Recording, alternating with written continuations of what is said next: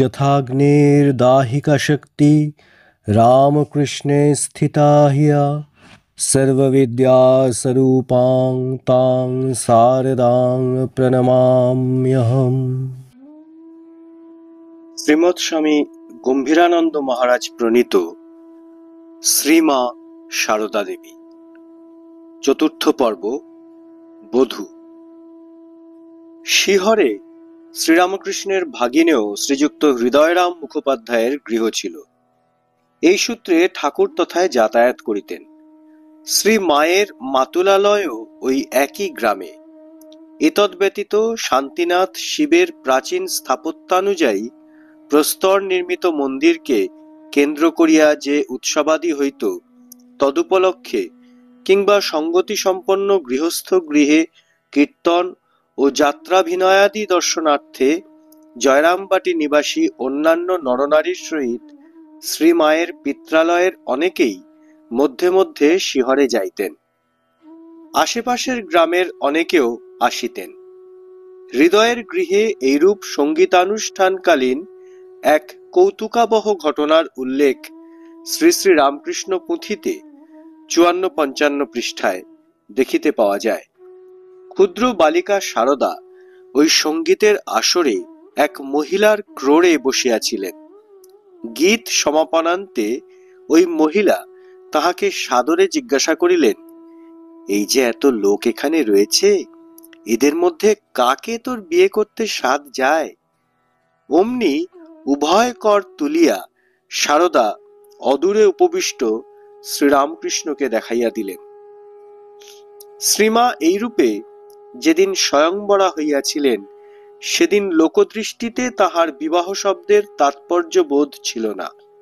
কিন্তু যে দৈব প্রেরণায় তিনি আপন পতিকে হস্ত প্রসারণ পূর্বক নির্দেশ করিয়া দিলেন, সেই দৈব বিধানেই তাহার সত্যসন্ধ মনের সে অভিলাষ কয়েক বৎসরের মধ্যে পরিপূর্ণ হইল।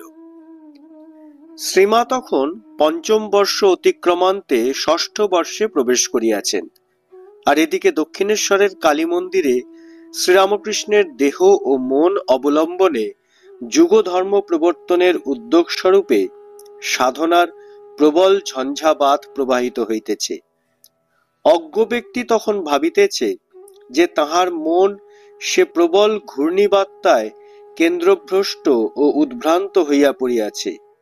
বায়ু রোগগ্রস্তের আচরণবৎ তাহার কার্যাবলী অতিরঞ্জিতাকারে কামারপুকুরে তাহার মাতা শ্রীযুক্তা চন্দ্রমণির কর্ণে পৌঁছিলে জ্যেষ্ঠপুত্র রামকুমারের বিয়োগ দুঃখ কাতরা জননী স্নেহভাজন কনিষ্ঠ পুত্রের এইরূপ অবস্থার বিবরণ সহ্য করিতে না পারিয়া তাহাকে অচিরে আপন সকাশে আনাইলেন এবং আত্মীয় স্বজন ও বন্ধু বান্ধবের পরামর্শানুসারে ঔষধ প্রয়োগ, শান্তি সস্তয়ন, ঝাড়ফুঁক, চণ্ড নামানো ইত্যাদি বিবিধ উপায়ে সন্তানকে প্রকৃতিস্থ করাইতে সচেষ্ট হইলেন।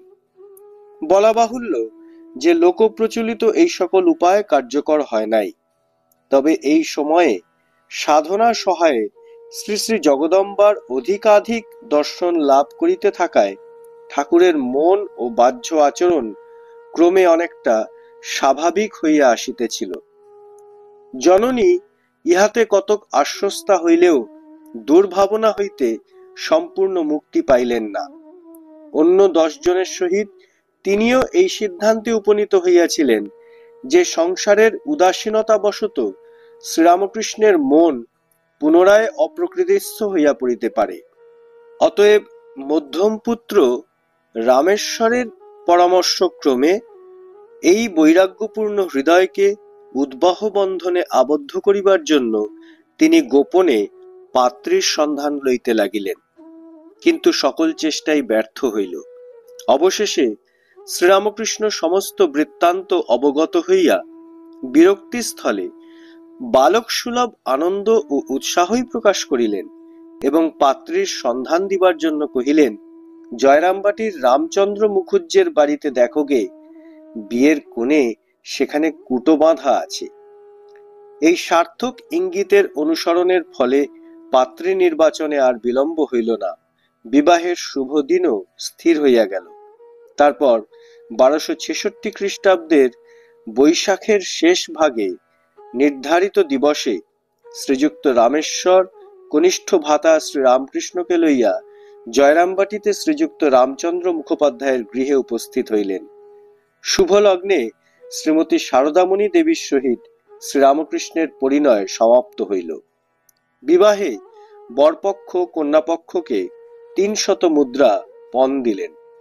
শ্রীরামকৃষ্ণ তখন চতুর্বিংশতি বর্ষে পদার্পণ করিয়াছেন।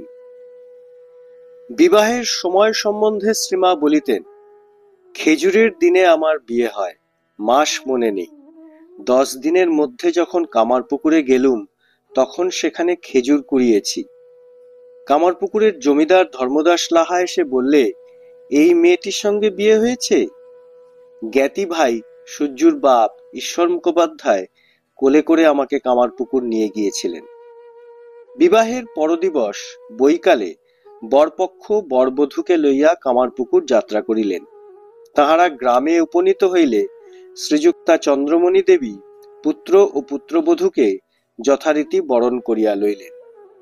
অনন্তর স্ত্রী আচার, ফুলশয্যা ও বৌভাতের সহিত দরিদ্র গৃহের বিবাহোৎসব সমাপ্ত হইল। এই আনন্দ শেষ হইতে না হইতে এক নিদারুণ চিন্তা চন্দ্রাদেবীর মাতৃহৃদয়কে ব্যথিত করিতে লাগিল। বিবাহে যৌতুক দেওয়া হইয়াছিল। তদুপরি সামাজিক সম্ভ্রম রক্ষার্থ লাহাবাবুর নিকট হইতে কয়েকখানা অলঙ্কার আনিয়া বালিকা বধূকে বিবাহ দিনে সাজাইতে হইয়াছিল। উৎসবান্তে অবোধ ও দুহিত্রী সদৃশা বালিকার অঙ্গ হইতে কোন প্রাণে অলঙ্কার উন্মোচন করিবেন ইহা ভাবিয়া চন্দ্রাদেবী দুঃখ ভারাক্রান্তা হইলেন। বুদ্ধিমান শ্রীরামকৃষ্ণ অচিরেই মাতার সমস্যা জানিতে পারিলেন এবং আশ্বাস দিলেন যে ওই জন্য চিন্তা করা নিষ্প্রয়োজন। নববধূর নিদ্রার সুযোগে তিনি কৌশলে অলঙ্কার কয়খানি খুলিয়া দিবেন। কার্যত তাহাই হইল। শ্রীরামকৃষ্ণ এমন সাবধানে উহা উন্মোচিত করিলেন যে শ্রীমা জানিতেও পারিলেন না। কিন্তু শয্যা ত্যাগান্তে তিনি যখন নিজ অঙ্গ ভূষণহীন দেখিলেন তখন তিনি হস্ত, গ্রীবা, বাহু ইত্যাদি দেখাইয়া বলিলেন, আমার এখানে এখানে যে গহনা ছিল তা কোথা গেল? সরলা বালিকার মুখে এইরূপ কথা শুনিয়া চন্দ্রাদেবী সাশ্রু নয়নে তাহাকে কোলে তুলিয়া লইলেন এবং সান্ত্বনা দিয়া কহিলেন, মা, গদাই তোমাকে এর চেয়েও ভালো ভালো অলঙ্কার পরে কত দেবে। ইহাতে বালিকা শান্ত হইলেও সেই দিনই তাহার ক্ষুল্লতাত কামারপুকুরে আসিয়া স্নেহপুত্তলী ভ্রাতুষ্পুত্রীকে নিরাভরণা দেখিতে পাইলেন এবং ক্রোধ ভরে তাহাকে ক্রোড়ে তুলিয়া জয়রামবাটি চলিয়া গেলেন।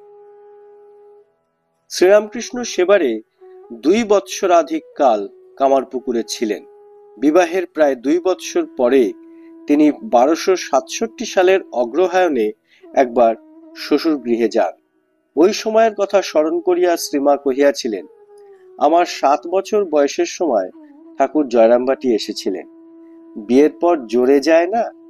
তখন আমাকে বলেছিলেন, তোমাকে যদি কেউ জিজ্ঞাসা করে ক বছরে বিয়ে হয়েছে তখন 5 বছর বলো, 7 বলো না। জোরে যাওয়াকেই মা পাছে বিবাহ মনে করেন, এই জন্য ঠাকুর এই কথা বলিয়া থাকিবেন। মায়ের আরো মনে পড়িত যে ওই সময় ঠাকুরের সহিত আগত ভাগিনেয় হৃদয় কতকগুলি পদ্মফুল সংগ্রহ করিয়া ক্ষুদ্র মামিকে খুঁজিয়া বাহির করিয়াছিলেন এবং তিনি নিতান্ত সংকুচিতা হইলেও উহা দ্বারা তাহার পাদ পূজা করিয়াছিলেন। সারদা দেবীর তখনও বুদ্ধি পরিপক্ক হয় নাই। তথাপি কেহ শিখাইয়া না দিলেও তিনি ঠাকুরের চরণযুগল ধুইয়া দিয়া তাহাকে বাতাস করিয়াছিলেন। ইহাতে অনেকেরই হাসির উদ্রেক হইয়াছিল। জয়রামবাটি হইতে ঠাকুর শ্রীমাকে লইয়া কামারপুকুরে গিয়াছিলেন। ইহার অল্প পরেই তিনি দক্ষিণেশ্বরে ফিরিয়া আবার সাধন সাগরে ডুবিলেন। এদিকে শ্রীমাও পূর্বের মতো স্নেহময়ী মাতার যত্নে পল্লী সৌন্দর্যের মধ্যে আপনভাবে গড়িয়া উঠিতে লাগিলেন। বিবাহকালের একটি ঘটনা শ্রী শ্রী রামকৃষ্ণ পুঁথিতে এইরূপ উল্লিখিত আছে। জালিয়া 27 কাঠি বিবাহের কালে ঘুরে যবে বরে ঘেরে রমণী সকলে, জ্বালা কাঠি লাগিয়া কি হইল শুনো কথা, পুড়ে গেল শ্রীপ্রভুর মাঙ্গলিক সুতা। হরিদ্রা মাখানো সুতা ছিল বাঁধা হাতে, অপূর্ব প্রভুর খেলা দেখিতে শুনিতে। চিরশক্তি আপনার করিয়া গ্রহণ, ছলে পুরাইয়া দিলা অবিদ্যা বন্ধন। ইহার পরে 13 ও 14 বছর বয়সে শ্রীমা দুইবার কামারপুকুরে যান। শ্রী শ্রী ঠাকুর তখন দক্ষিণেশ্বরে সাধনায় নিমগ্ন। শ্বশুরালয়ে শ্রীমায়ের ভাসুর জা ও আত্মীয়বর্গ ছিলেন। শাশুড়ি তখন দক্ষিণেশ্বরে গঙ্গা তীরে বাস করিতেছেন। প্রথমবারে কামারপুকুরে অবস্থানের পর শ্রীমা জয়রামবাটিতে ফিরিয়া 5-6 মাস ছিলেন। তারপর আবার শ্বশুর গৃহে যাইয়া 1.5 মাস থাকেন। এইবারে পিত্রালয়ে আসিয়া তিনি 4 মাস আন্দাজ ছিলেন। ইহার পরে 1274 সালে শ্রী শ্রী ঠাকুর ভৈরবী ব্রাহ্মণীয় ও হৃদয়কে লইয়া স্বগ্রামে পদার্পণ করেন এবং শ্রীমাকে তথায় লইয়া আসেন। শ্রীমা সেখানে প্রায় 7 মাস ছিলেন। শ্রী শ্রী মায়ের কথা 2য় খণ্ডে মাস 3 থাকার কথা আছে। আমরা এখানে লীলা প্রসঙ্গ সাধক ভাব এর অনুসরণ করিলাম। 2য় গ্রন্থের 307 পৃষ্ঠা এবং 311 পৃষ্ঠা হইতে মনে হয় যে ঠাকুর নিজ পত্নীর তাহার নিকট আসা না আসা সম্বন্ধে উদাসীন থাকিলেও অপরেরা শ্রীমাকে কামারপুকুরে আনিয়াছিলেন। কিন্তু প্রথম গ্রন্থের 124 পৃষ্ঠায় শ্রীমা বলিতেছেন, ঠাকুর তারপর যখন ব্রাহ্মণীকে নিয়ে দেশে এলেন, ইংরেজি 1867, তখন আমাকে খবর দিলেন, ব্রাহ্মণী এসেছেন, তুমি এসো। আমি খবর পেয়ে কামারপুকুরে গেলুম। দীর্ঘ 7 মাস পল্লীগ্রামে অবস্থানের পর শ্রীরামকৃষ্ণ দক্ষিণেশ্বরে ফিরিয়া আবার কামারপুকুরের কথা ভুলিয়া সাধনে ডুবিলেন। কিন্তু এই সাধন পর্বের শেষে তাহার স্বাস্থ্যের বিশেষ অবনতি হওয়ায় চিকিৎসকের পরামর্শে তাহাকে 1287 সাল পর্যন্ত কয়েক বৎসর বর্ষার সময় দেশে যাইয়া চাতুর্মাস্য যাপন করিতে হইত। শ্রীমাও তখন কামারপুকুরে উপস্থিত হইতেন। এই সুদীর্ঘ কাল মধ্যে শ্রীমা ঠিক কতবার শ্বশুরবাড়ি গিয়াছিলেন এবং সেখানে কি কি ব্যাপার ঘটিয়াছিল তাহা জানিবার আর উপায় নাই। আবার শ্রীমা প্রভৃতির স্মৃতি হইতে লব্ধ যে 2-4টি ঘটনা সংরক্ষিত হইয়াছে, উহাদের অনেকগুলিরই সময় নির্দেশ অসম্ভব। সুতরাং আমরাও সম্ভব স্থল ব্যতীত অন্য ক্ষেত্রে সে চেষ্টা না করিয়া কয়েকটি ঘটনা লিপিবদ্ধ করিয়া ভৈরবী ব্রাহ্মণীর প্রসঙ্গে ফিরিয়া যাইব। 13 বৎসর বয়সে শ্রীমা যখন কামারপুকুরে ছিলেন, তখনকার একটি অলৌকিক ব্যাপার ভক্তগণ তাহার শ্রীমুখে এইরূপ শুনিয়াছিলেন। পার্শ্বের গ্রাম্য পথ ও গৃহগুলি অতিক্রম করিয়া সুবৃহৎ হালদার পুকুরে স্নান করিতে যাইতে তাহার ভয় হইত। খিড়কির দরজা দিয়া বাহিরে আসিয়া ভাবিতেছেন, নতুন বউ, একলা কি করে নাইতে যাব। ভাবিতে ভাবিতে দেখেন 8টি মেয়ে আসিল। শ্রীমাও অমনি রাস্তায় নামিয়া পড়িলেন। মেয়েদের 4 জন তাহার আগে আর 4 জন তাহার পিছনে হইয়া তাহাকে লইয়া হালদার পুকুরের ঘাটে চলিল। মা স্নান করিলেন, তাহারাও করিল। পরে আবার সেইভাবে বাড়ি পর্যন্ত আসিল। মা যতদিন সেখানে ছিলেন প্রতিদিন ঐরূপ হইত। অনেকদিন তাহার মনে হইয়াছে, মেয়েগুলি কারা, স্নানের সময় রোজই আসে। কিন্তু তিনি কিছুই বুঝিতে পারেন নাই, তাহাদিগকে জিজ্ঞাসাও করেন নাই। জয়রামবাটি জীবনে দারিদ্র ও শতকর্মের মধ্যেও শ্রীমায়ের বিদ্যাশিক্ষার আগ্রহ আমরা লক্ষ্য করিয়াছি। মনে রাখিতে হইবে যে সঙ্গতিপন্ন ও উচ্চ বর্ণের পরিবারেও তখন পুঁথিগত বিদ্যার প্রতি অধিক আগ্রহ জন্মে নাই।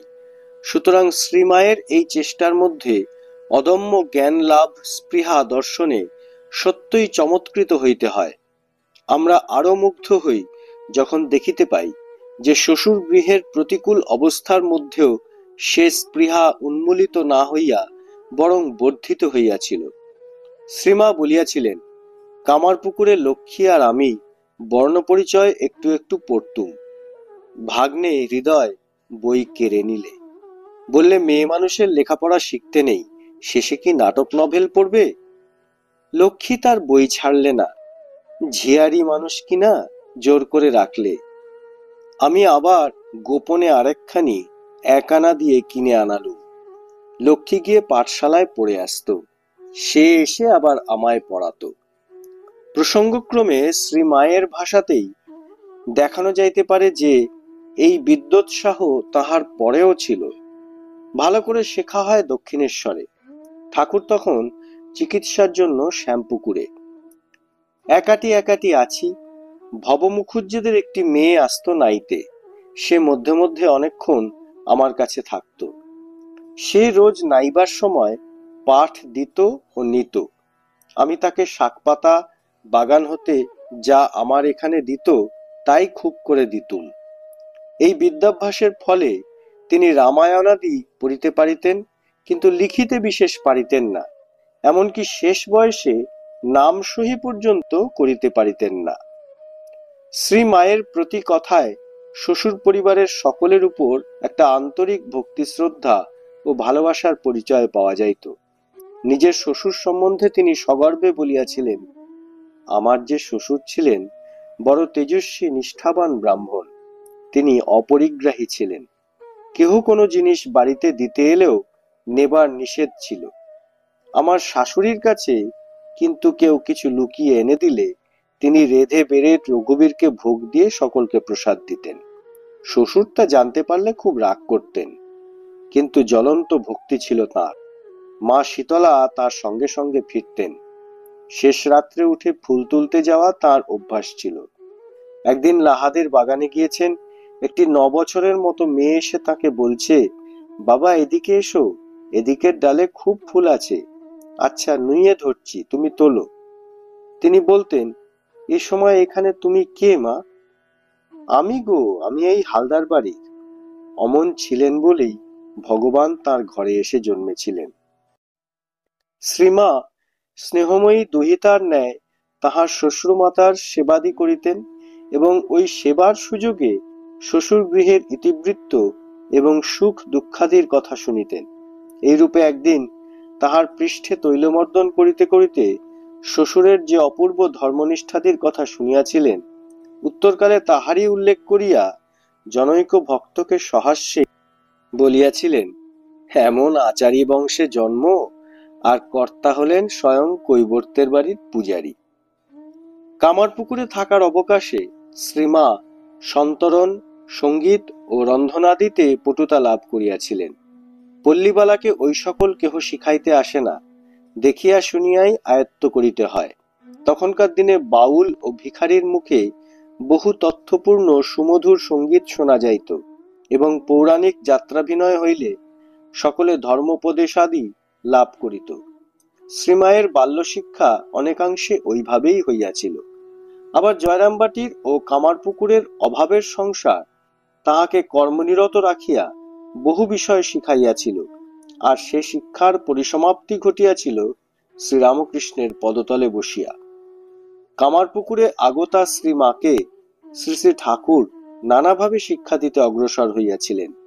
তাহারই মুখাপেক্ষিনী কিশোরীর হৃদয় ভালোবাসার দ্বারা জয় করিয়া তিনি উহাতে আপন অভিজ্ঞতালব্ধ জ্ঞান রাশি ঢালিয়া দিতে লাগিলেন। তিনি একদিকে যেমন স্বীয় ত্যাগোজ্জ্বল জীবনাদর্শ শ্রীমায়ের সম্মুখে তুলিয়া ধরিলেন এবং উচ্চ ধর্মজীবন লাভের জন্য কিরূপে চরিত্র গঠন করিতে হয় তাহা শিক্ষা দিলেন, অপরদিকে তেমনি দৈনন্দিন গৃহস্থালী কর্ম, দেবদ্বিজ অতিথি সেবা, গুরুজনের প্রতি শ্রদ্ধা, কনিষ্ঠদের প্রতি স্নেহপরায়ণতা, পরিবারের সেবায় আত্মসমর্পণ ইত্যাদি বহু বিষয়ে তাহাকে উপদেশ দিতে থাকিলেন। যখন যেমন তখন তেমন, যেখানে যেমন সেখানে তেমন, যাহাকে যেমন তাহাকে তেমন, এই নীতিকে ভিত্তি করিয়া লোকব্যবহার, পরিবারের প্রত্যেকের রুচি স্বভাব ও প্রয়োজন অনুযায়ী তাহার সহিত আদান প্রদান, নৌকায় বা গাড়িতে যাইবার সময় দ্রব্যাদি সম্বন্ধে সতর্কতা, এমনকি প্রদীপের পলিতাটি কেমন করিয়া রাখিতে হয় ইত্যাদি কিছুই সে অপূর্ব শিক্ষা হইতে বাদ পড়িত না। এই কামগন্ধহীন, স্বার্থশূন্য, আনন্দ মিশ্রিত সাগ্রহ উপদেশ লাভে সরলা, পূতচরিত্রা, ধর্মপ্রাণা, পতিব্রতা পল্লীবালা কিরূপ আনন্দ বিভোর হইয়াছিলেন তাহা তিনি পরে স্বয়ং স্ত্রী ভক্তদের নিকট প্রকাশ করিয়াছেন। হৃদয় মধ্যে আনন্দের পূর্ণ ঘট যেন স্থাপিত রহিয়াছে, ওই কাল হইতে সর্বদা এইরূপ অনুভব করিতাম। সেই ধীর স্থির দিব্য উল্লাসে অন্তর কতদূর কিরূপ পূর্ণ থাকিত তাহা বলিয়া বুঝাইবার নহে। সদারঙ্গময় শ্রীরামকৃষ্ণ শ্রীমাকে কিভাবে উচ্চতত্ত্ব শিক্ষা দিতেন তাহার একখানি ছবি ঠাকুরের ভ্রাতুষ্পুত্রী লক্ষ্মী দিদি একদা জনৈক সাধুর নিকট এইভাবে আঁকিয়াছিলেন। ঠাকুর সদা সর্বদা মাকে সংসারের অনিত্যতা, দুঃখ কষ্টের কথা বলে বুঝাতেন। বৈরাগ্য ও ভগবত ভক্তি সার। বলতেন, শেয়াল কুকুরের মতো কতকগুলি কাচ্চা বাচ্চা বিয়ে কি হবে। মার অনেক ছেলে মেয়ে হইয়াছিল, কয়েকটি মারাও গিয়াছিল। মা তার সেই ছোট ছোট ভাই বোনদের কোলে কাঁখে করেছেন। তাদের মৃত্যুতে তার মা বাপের শোক কষ্টও দেখেছেন, নিজেও শোকতাপ করেছেন। সেই সকল উল্লেখ করে ঠাকুর বলতেন, তোমারও অনেক ঘাটাঘাটি হয়েছে, দেখেছ তো কত দুঃখ কষ্ট, হাঙ্গামের দরকার কি? ওসব না হলে আছো ঠাকুরুনটি, থাকবেও ঠাকুরুনটি। মা ঠাকুরুন সর্বদাই কাজে ব্যস্ত থাকতেন। কামারপুকুরের সংসারের যাবতীয় কাজ নিজ হাতে করতেন। একদিন সকালবেলা মা বাড়ির ভিতর নেতা দিচ্ছেন, গোবর মাটি দিয়ে লেপছেন। ঠাকুর বাইরে দাঁতন করছেন আর নানারূপ রঙ্গরসের কথা বলে সকলকে হাসাচ্ছেন। মা ঠাকুরুনকে লক্ষ্য করে বললেন, ছেলের অন্নপ্রাশনে যে কোমরে গোট পরে নাচবে গাইবে, সেই ছেলে মরে গেলে সেই কোমর ভুঁইয়ে আছড়ে কাঁদতে হবে। লজ্জাশীলা মা নীরবে সব শুনছিলেন। ঠাকুর বারংবার ছেলের মৃত্যুর কথা বলতে থাকলে তিনি অবশেষে আস্তে আস্তে বললেন, সবগুলোই কি আর মরে যাবে? মার কথা বের হতে না হতেই ঠাকুর চেঁচিয়ে বললেন, ওরে জাত সাপের ন্যাজে পা পড়েছে রে, জাত সাপের ন্যাজে পা পড়েছে। ও মা, আমি বলি সাদা সিধে ভালো মানুষ, কিছু জানে না, পেটের ভিতর সব আছে, বলে কিনা সবগুলো কি আর মরে যাবে? মা ছুটে পালিয়ে গেলেন। কলকাতার সসংকোচ ব্যবহার হইতে মুক্ত শ্রী শ্রী ঠাকুর কামারপুকুরে বেশ একটি স্বাচ্ছন্দ্য অনুভব করিতেন এবং অপরের সহিত তদনুরূপ ব্যবহার করিতেন।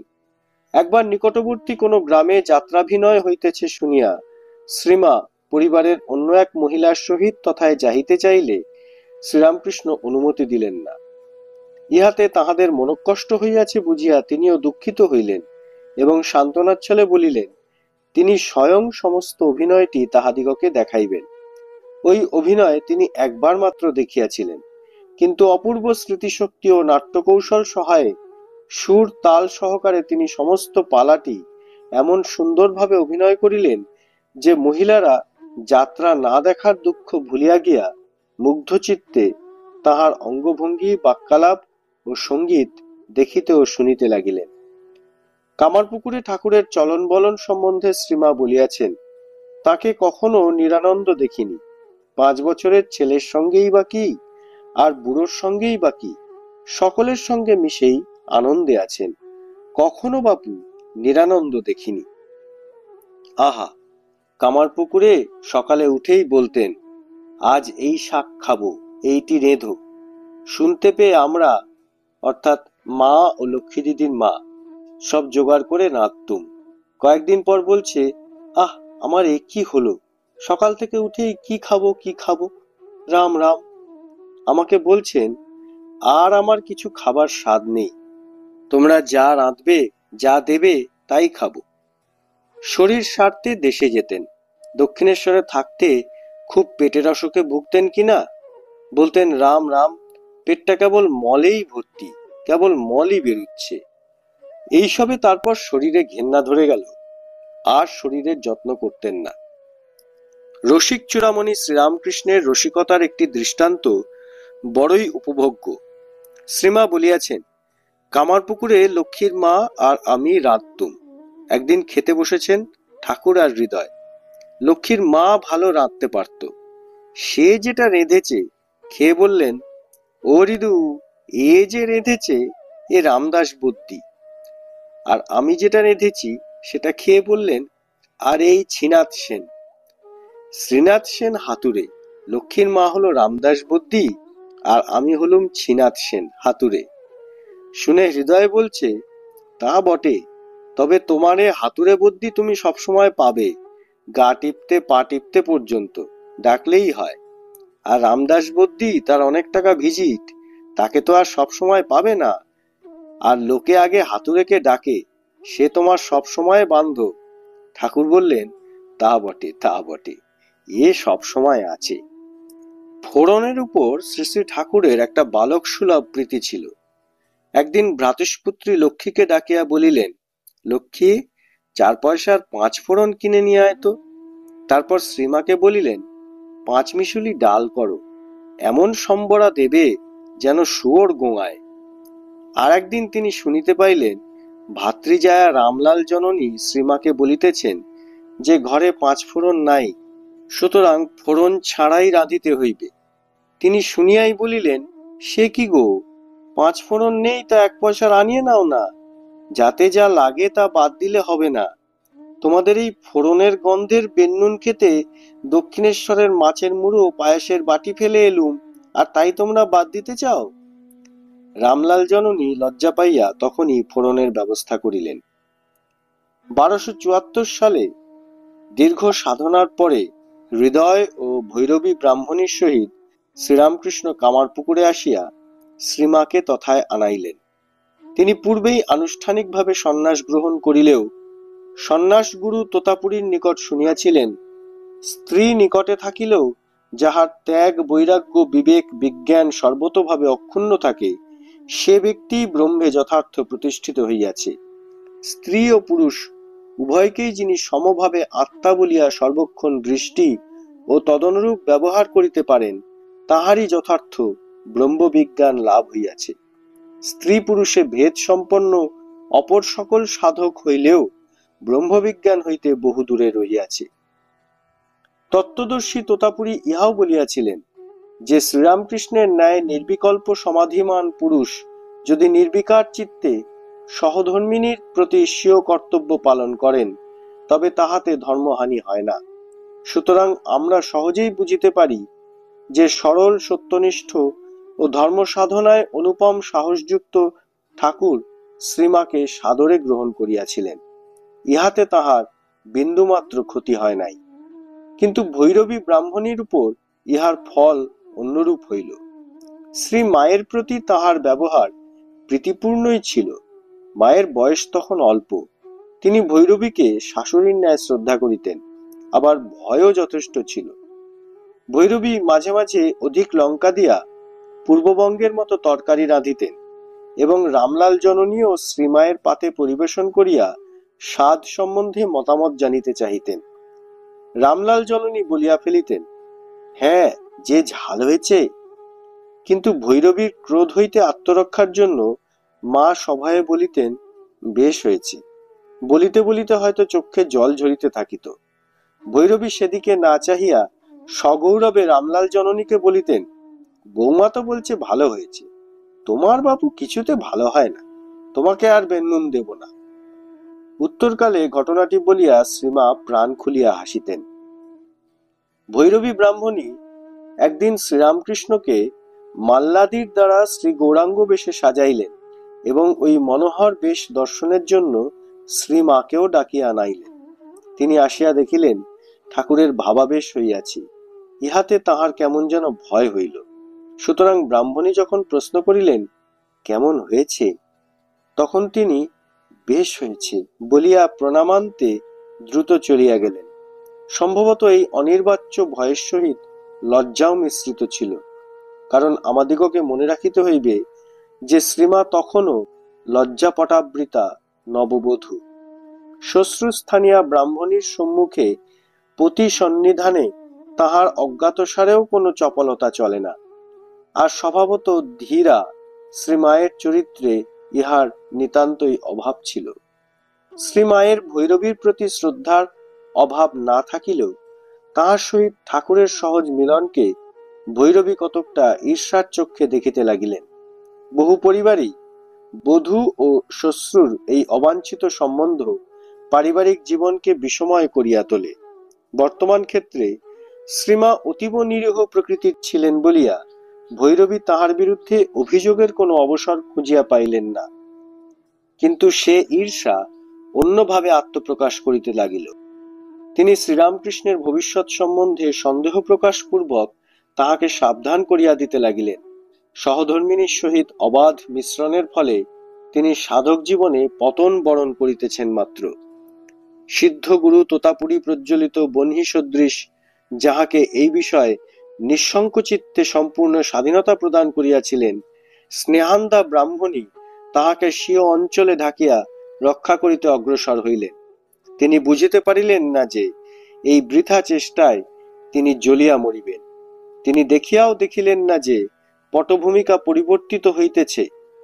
কিশোরী সারদা দেবী ক্রমে শ্রীরামকৃষ্ণের সাধনার উত্তরাধিকারিণী রূপে জগতে মাতৃত্বের মহিমা প্রচারের জন্য প্রস্তুত হইতেছেন, আর লীলা বিগ্রহবান ভাব ঘনতনু শ্রীরামকৃষ্ণ তাহা বিদিত থাকিয়া সহধর্মিণীকে তদনুযায়ী প্রস্তুত করিতেছেন।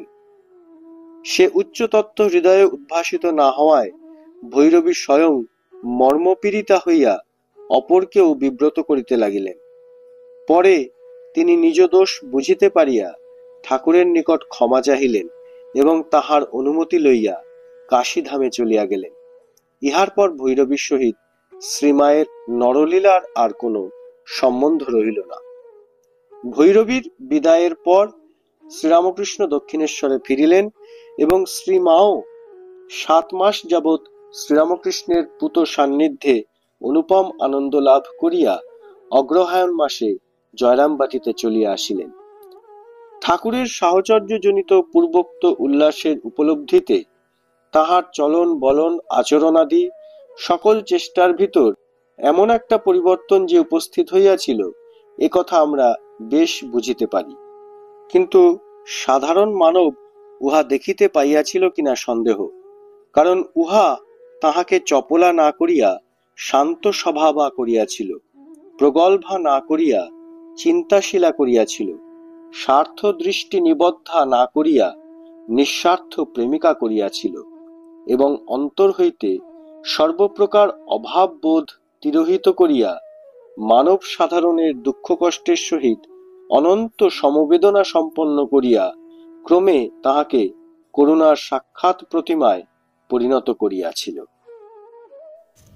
জননীং শারদাং দেবীং রামকৃষ্ণং জগদ্গুরুং পাদপদ্মে তয়োঃ শ্রিত্বা প্রণমামি